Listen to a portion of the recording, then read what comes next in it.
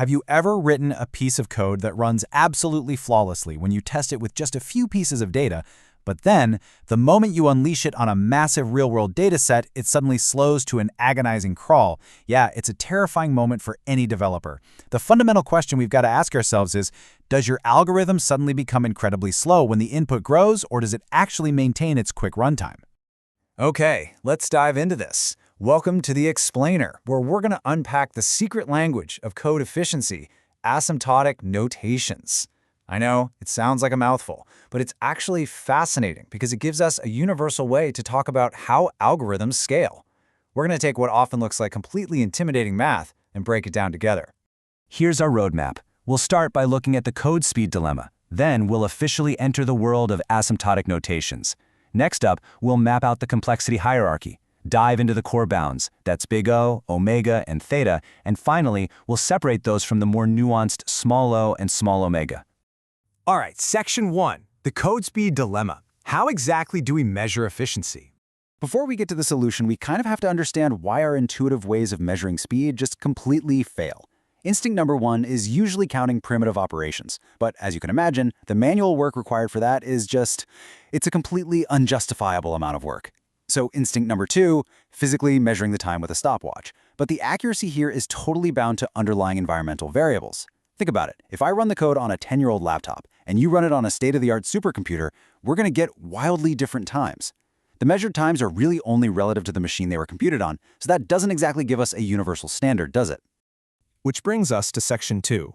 Enter asymptotic notations, the scaling solution. Because counting and physical measuring just don't cut it. Computer scientists needed a better way, and that better way focuses entirely on the growth rate. This is where asymptotic notations swoop in to save the day.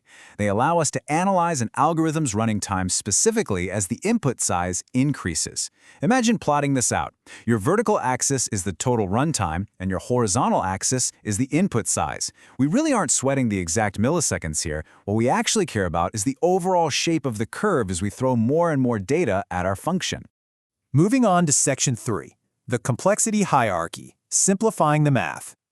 So let's look at the fundamental function growth classifications. At the very top, you have logarithmic functions. These grow super slowly, which translates to lightning-fast execution times. Right below that is linear growth. But pay attention to what happens as we move down the list to quadratic, polynomial, and exponential functions. As your input size, which we usually call n, increases, the result increases exponentially faster. An exponential execution time will absolutely explode your runtime as the data scales up. Seriously, it's a real game changer in the worst way possible. Now, an absolutely crucial point here is that when we talk about these notations, we need to find the simplest base form of our algorithm's behavior. We do this by following two golden rules. First, disregard constants. And second, disregard lower-order terms. Why do we do that? Well, because as your input size grows and tends toward infinity, those smaller terms and constant multipliers essentially just lose their importance. The massive, highest-order term is going to completely dominate the runtime. The rest is just noise. And applying those golden rules gives us these beautifully simplified base forms.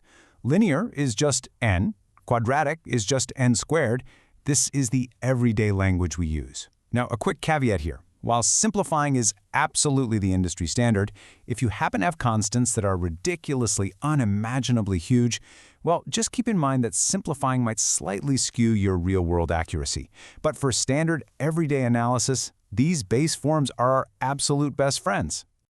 All right, Section 4.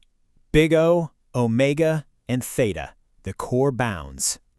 Now that we've got our simplified functions down, we can finally apply our asymptotic notations. We could technically describe an algorithm by its best case, its average case, or its worst case. But in computer science, there's a saying, plan for the worst and hope for the best. Think about adding a new element to a sorted tree structure.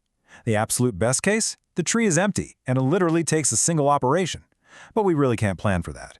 The worst case is that we have to examine an entire branch of a massive tree just to find the right spot. That worst-case scenario is exactly what we must design our systems to handle. And that brings us to the star of the show, big O notation.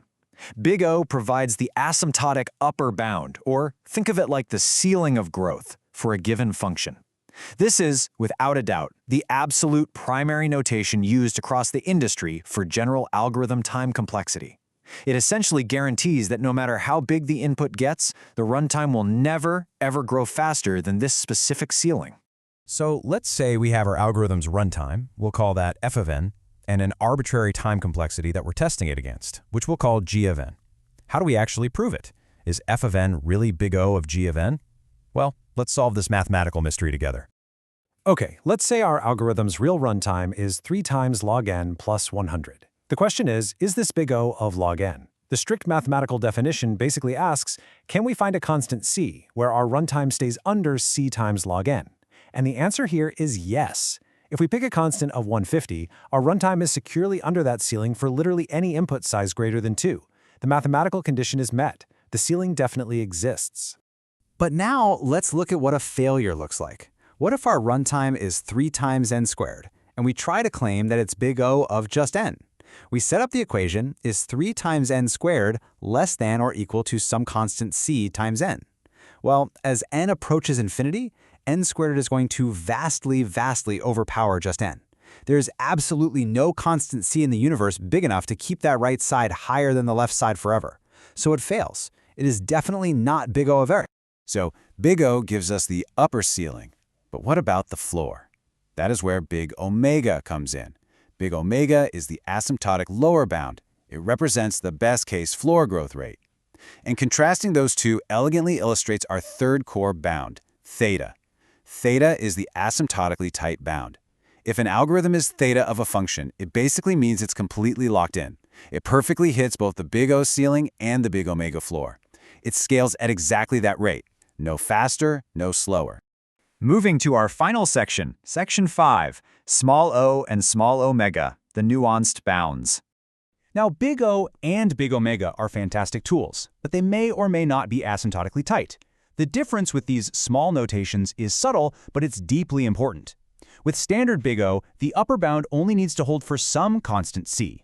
But with small o, that upper bound absolutely must hold for all constants c greater than 0.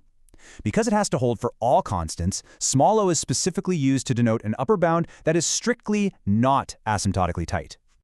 And the exact same logic applies to the floor. Big omega holds for some constant. Small omega, on the other hand, holds for all constants greater than 0. So if you ever want to explicitly communicate a lower bound that is strictly not tight, you'd use small omega. It's really all about having that exact mathematical precision when describing how these curves behave as they stretch out toward infinity. Which brings us to our final thought for today. We've stripped away the noise of hardware and constants, and we've really looked at the pure mathematical growth rates of algorithms. You now have the exact terminology from the big O ceilings all the way down to the big omega floors to predict the future behavior of your code. So the next time you sit down to write a function, I want you to look at it and ask yourself, as your input approaches infinity, will your code actually survive the worst case? Thanks for learning with me today on this explainer. Keep analyzing, keep optimizing, and I'll see you next time.